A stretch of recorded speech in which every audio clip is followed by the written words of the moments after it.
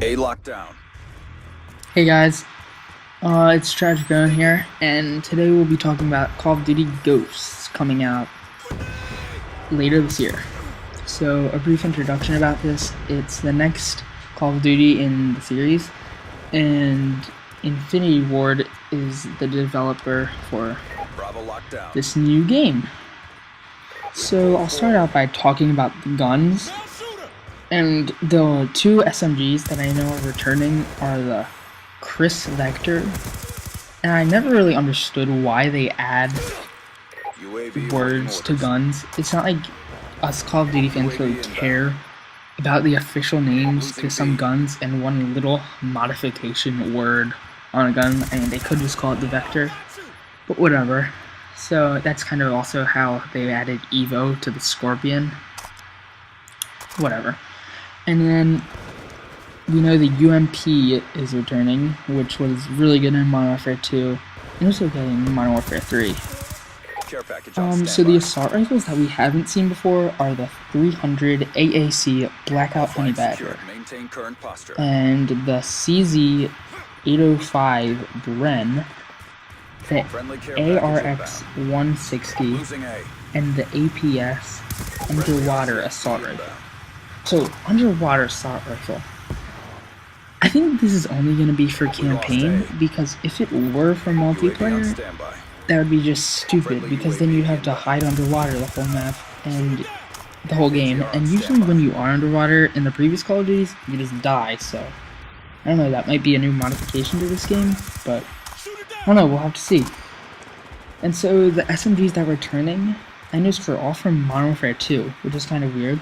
And it's the M4A1, the FAL, and the TAR-21, and finally, the AK-47, which is always a solid gun. So the next thing that Call of Duty Ghosts is going to be introducing are dynamic maps. This means earthquakes, flooding, explosive traps, and even player activations, and maybe like doors. So on this part of the game, I think they're a little late. If you think about it, all the way back 2 years ago in Black Ops 1, they had the technology to do this. If any of you guys remember the map Radiation, you could go on top of one of the little control you could go up to a control panel, click it, and then two doors above the B flag would open up. So, if they had the technology to do it back then, why are they just entering it into the game now? And also, they didn't even so for the like flooding and stuff, they didn't even add that into the normal maps for Black Ops 2. They added it to the DLCs. That's kind of like a preview for this. It's like Magma and Hydro. They had these previews, I guess. So we'll probably see more of that coming up in the new DLC. Friendly care package inbound. The next topic that I'll talk about is character customization. For this, that means you can like choose your player, its helmet, and their gear. So that's, I think that doesn't really affect the game, so I don't really care about that. But some people might.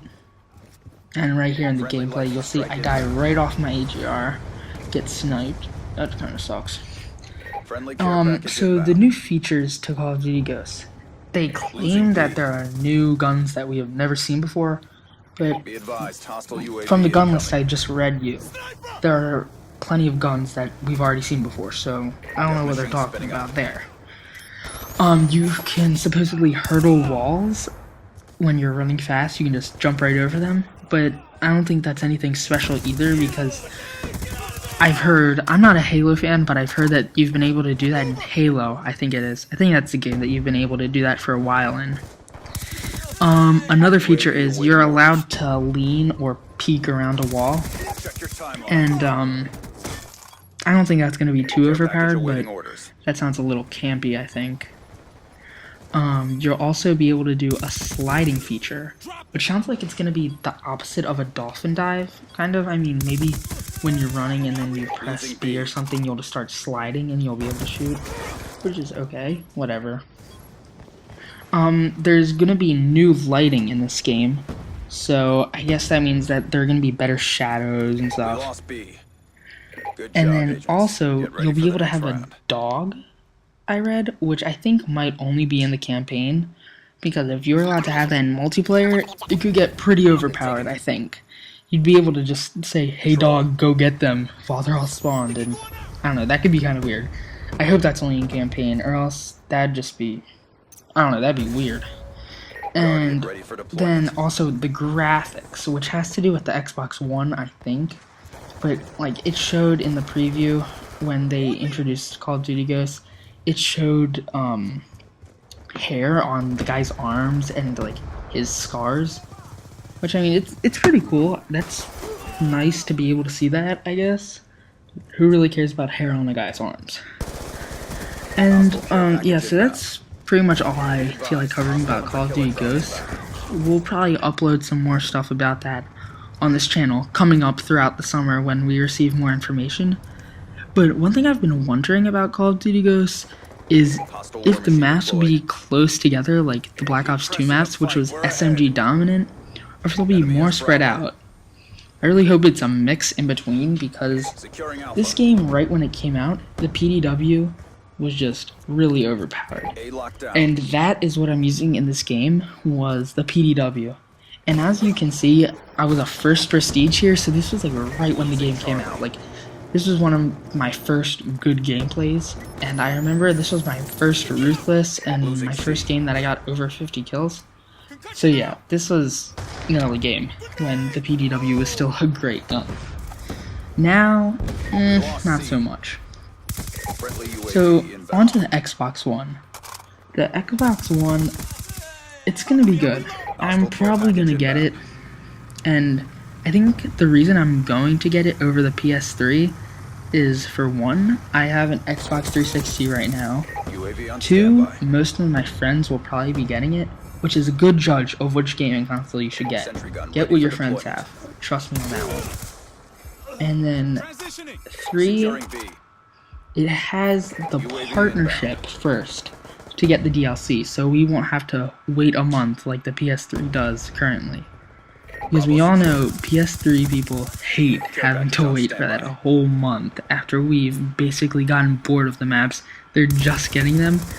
So yeah, I mean, I'm probably gonna get the Xbox One if I do get either of the new consoles. RCXD Also, the inbound. Xbox One graphics look pretty sweet, but I'm sure the PS4 will also look really nice. So yeah, that's enough, I guess, on the Xbox One. We'll probably have another video covering that. And so I'll just talk about this gameplay, I guess.